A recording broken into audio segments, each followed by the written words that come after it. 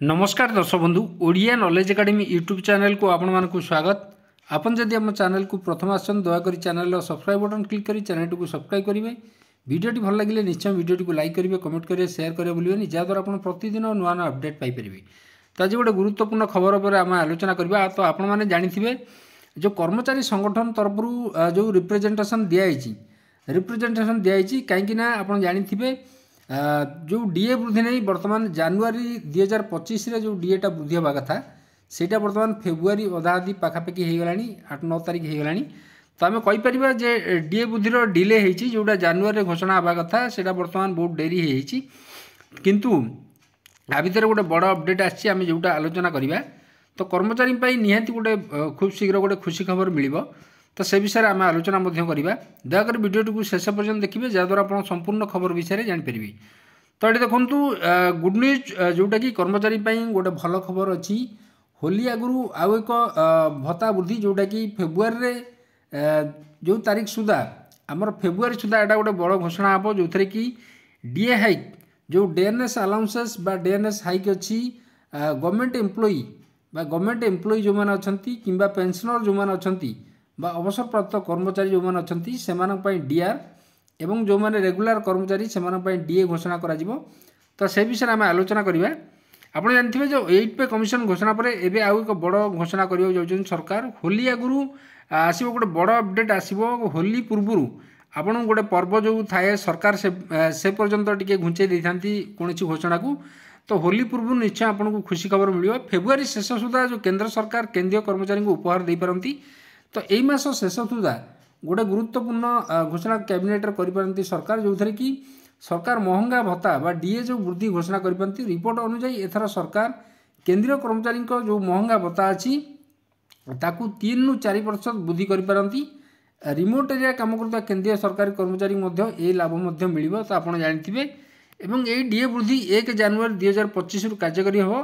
तथापि पूर्व वर्ष गुड़िक रेकर्ड को आम देखा सरकार केवल फेब्रुआरी शेष कि मार्च आरंभ में जनवरी जो डीए वृद्धि होगा कथा ताकू निष्पत्ति नियंती एवं होली पूर्व सरकार महंगा भत्ता यदि पूर्व वर्ष कथा देखा जोटा सरकार मार्च मसरे डीए वृद्धि करते सरकार वर्ष को 2 थर जोटा डीए वृद्धि करती। आप जानते गोटे हूँ जनवरी 1 गोटे जुलाई 1 डीए वृद्धि करें किंतु बर्तमान जनवरी 1 होनी कारण पूर्व वर्ष को जब आम रेकर्ड को देखा पूर्व वर्ष सरकार जनवरी 1 डीए वृद्धि घोषणा न करी पाखापाखि मार्च पर्यंत ताकू घुंचे देते होली पर्यंत सेमती ए वर्ष सेमती होली रे गोटे बड़ पर्व आपन को निश्चय खुशी खबर मिल।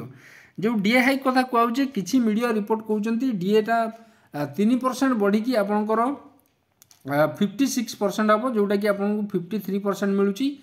किसी मीडिया जो मैंने अच्छा से कहते 4% वृद्धि 4% वृद्धि पाखापाखि आपको 57% डीए हाइक हम।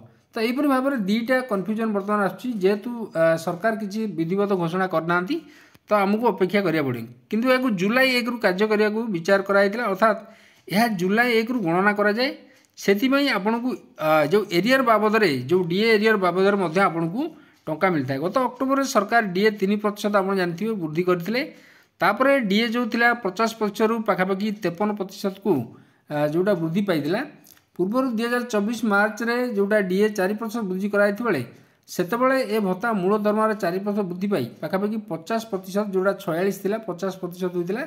बर्तमान डीए जोटा कि 53% या सहित पेंशन भोगी जो महंगा रिलीफ जो अच्छी डीएनएस रिलीफ जोटा भत्ता 53% मिलूँ। जदि सरकार डीए 3% वृद्धि करती तेरे पाखापाखि आमर जोटा कि 56% बा 56% आपणकर डीए वृद्धि पाइबा समस्त कर्मचारी जोटा कि ओडिशा सरकार कर्मचारी राज्य सरकार कर्मचारी को डीए वृद्धिर लाभ मिल। तो आप जानते जेहेतु समान धारण सरकार अच्छा बीजेपी केन्द्र में बीजेपी सरकार राज्य में बीजेपी सरकार तेणुक डीए वृद्धि है कि राज्य सरकार को जोटा आमर 56 कि 57 जो प्रतिशत डीए बढ़ो जदि 3 कि 4% बढ़ला ताल जो रेंज भितर राज्य सरकार कर्मचारी को यार लाभ मिल।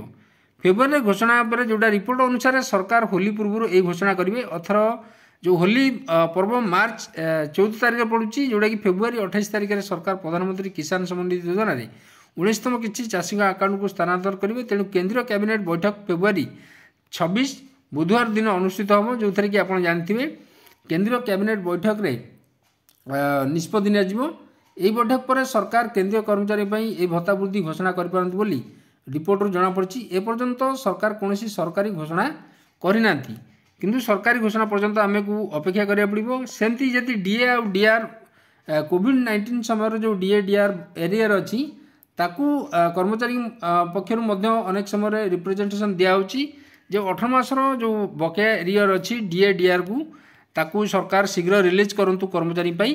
किंतु सरकार तांको स्टांड सब बजाय रखिंट। सरकार कहते जो भाया आर्थिक परिस्थिति थिला डीए डीआर जो 18 मासर बकेया अच्छी सरकार ताकू सीज करचंती एवं ताकू कर्मचारी मानू प्रदान करने संभव नुह बोली कहते। तो यहीपरि भाव में आज गुरुत्वपूर्ण खबर थिला। जदि आपको खबरटी भल लगा निश्चय हम चैनल को सब्सक्राइब करेंगे, वीडियो को लाइक करेंगे, कमेंट करेंगे, शेयर करेंगे, जहाँद्वारा आप प्रतिदिन नुआ नुआ अपडेट पाइपर। धन्यवाद।